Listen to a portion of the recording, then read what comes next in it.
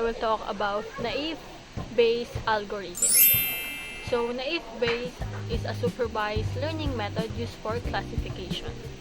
It is based on Bayes' theorem. The word naive means it assumes that each feature is independent or not related to. So even though this idea is simple, the algorithm works really well in real life, especially for tasks like sorting emails, analyzing text, and checking if the messages are positive or negative. So now I will explain how the naive Bayes algorithm works. So this algorithm makes a guess about the class of something based on what it already learned. It uses past data to know which things usually go together. So it's fast, easy to use, and doesn't need a lot of training data. Even if some information isn't helpful, it can still give good results. And that's how the algorithm works. Thank you. Good day everyone. Let me briefly explain Bayes' theorem, which is the foundation of the naive Bayes classifier, a popular algorithm in machine learning.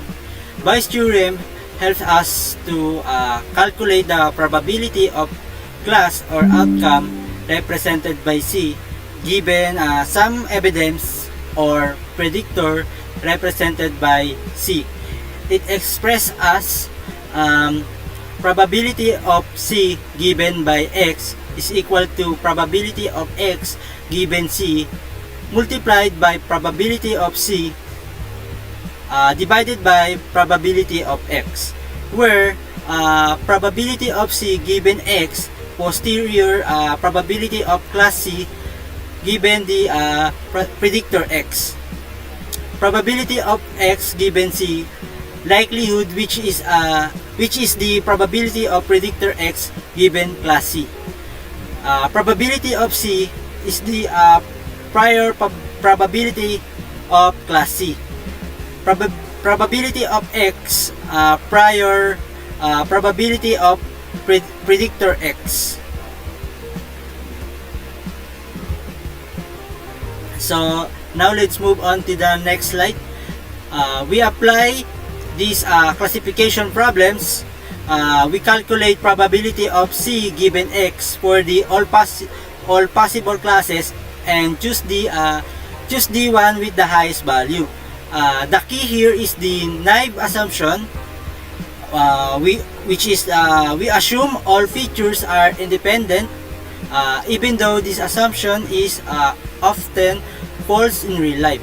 It makes the computation very efficient, especially when dealing with many features. So in summary, Bayes' theorem gives us a structured way to update what we believe about the class based on the new data.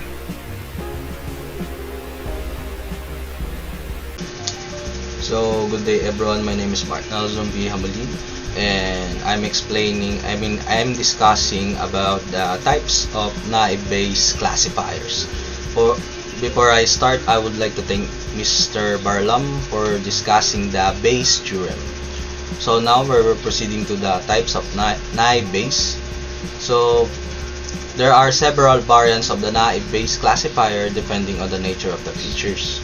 So for the first part is the Gaussian naive Bayes. So this type of naive Bayes assumes that the features or the data inputs follow a normal, which is bell-shaped distribution. It is best used when the data is continuous, such as measurements like height, weight, or temperature. So for the second part is multinomial naive Bayes.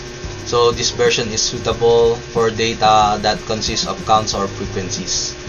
It is commonly used in text classification where features represents the number of times each word appears in a document. So for the third part, which is the Bernoulli naive Bayes, this model is designed for binary or Boolean features. where data only has two possible values. Example, the yes or no, or the and true or false.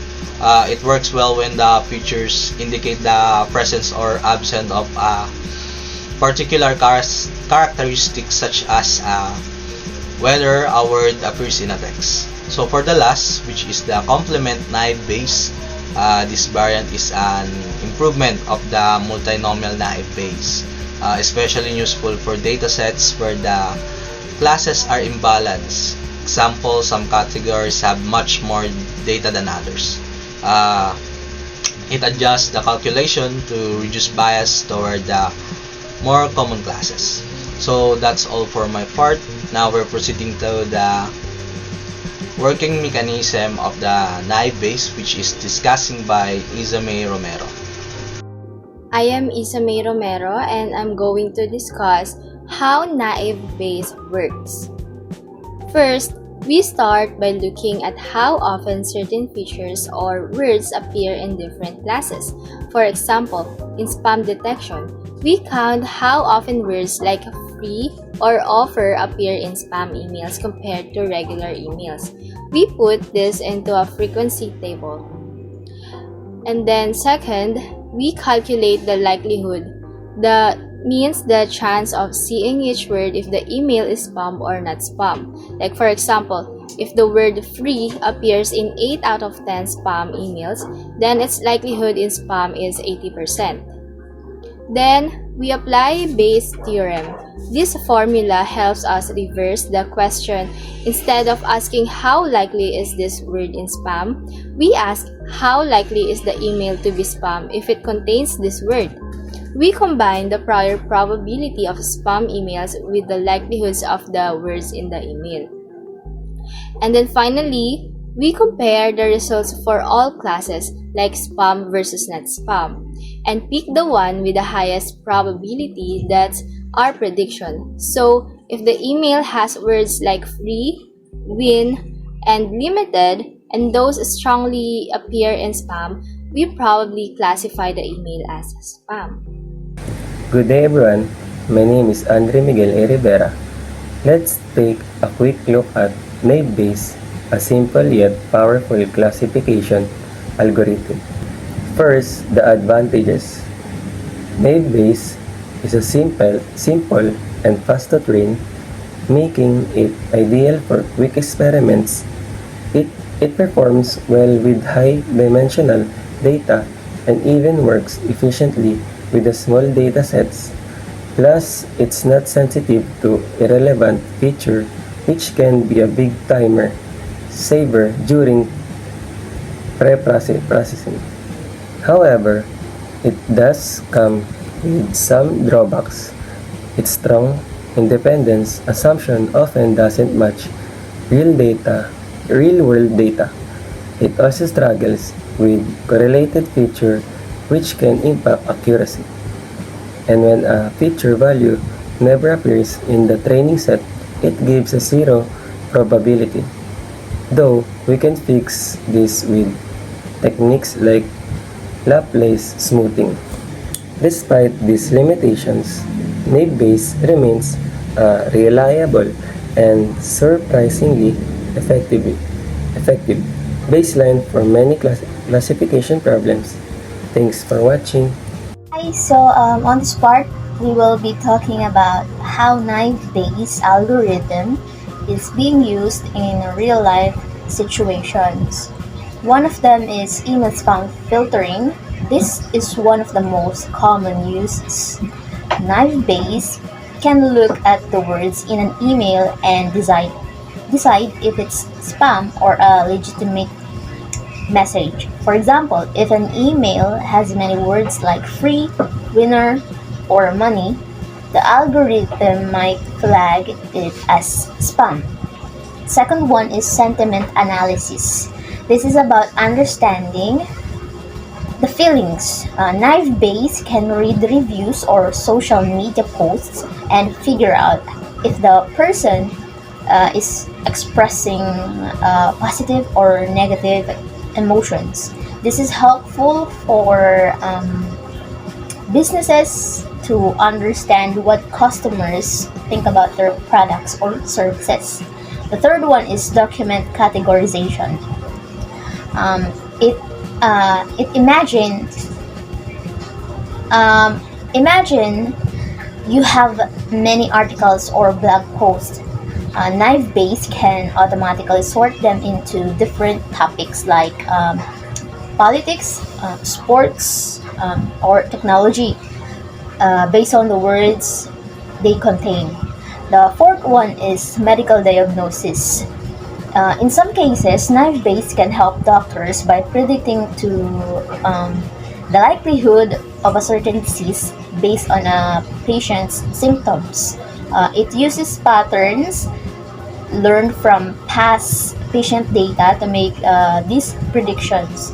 Number five, the last one is credit scoring. When someone applies for a loan, banks need to assess the risk of them not paying it back. Knife Base can help by analyzing different characteristics of the applicant, like their names, their income, their job history, etc., to predict if they are high or low risk. To sum it up, Knife Base is a versatile tool that helps computers decide smart decisions or predictions based on data, especially when dealing with text or categories. That would be all. Thank you. So now we are in the implementation example using Python.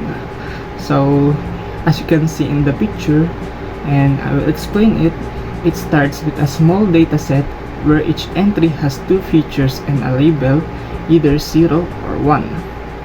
The code separates the data into two groups based on their class labels.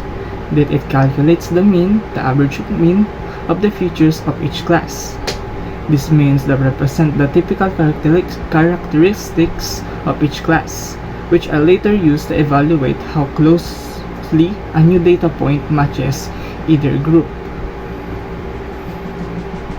To predict the class of a new test point, the code checks how close the test values are to the average values of each class. If the test point is closer to the class 0 average, it's predicted as class 0. Otherwise, it's class 1. This basic scoring system mimics the logic behind Naive Bayes, choosing the class with the highest probability, but in a much simpler way that doesn't require advanced math. It's a good starting point to understand how classification works before moving to the full version with probabilities and variance. And lastly, for our conclusion and future scope, Naive Bayes is foundational algorithm in machine learning. Its strength lies in simplicity, speed, and effectiveness for baseline models, especially in text-related tasks. With ongoing research, improved versions like semi-naive Bayesian networks are being explored to reduce the independence, assumption, and better handle correlated features. In the future, Naive Bayes can be integrated with assembled methods, deep learning, and feature engineering for further enhanced performances in complex real-world tasks. As data grows more unstructured and high-dimensional, especially in areas like natural language processing and cybersecurity, Naive Bayes continues to be relevant due to its scalability and adaptability. Moreover, its interpretability makes it a strong choice in application where model transparency is critical. To sum it all up, to explain this further, Naive Bayes is like a quick and smart starting point in machine learning. Even though it makes a simple assumption that features are independent, it's still surprisingly effective, especially for things like spam detection and sentiment analysis. Researchers are finding ways to improve it so it can handle more complex relationships between data. In the future, it won't just be used alone. It could be combined with more advanced techniques to tackle bigger and harder problems, all while staying fast and easy to understand. So even with all the new models coming out, Naive Bayes still has a solid place in machine learning world.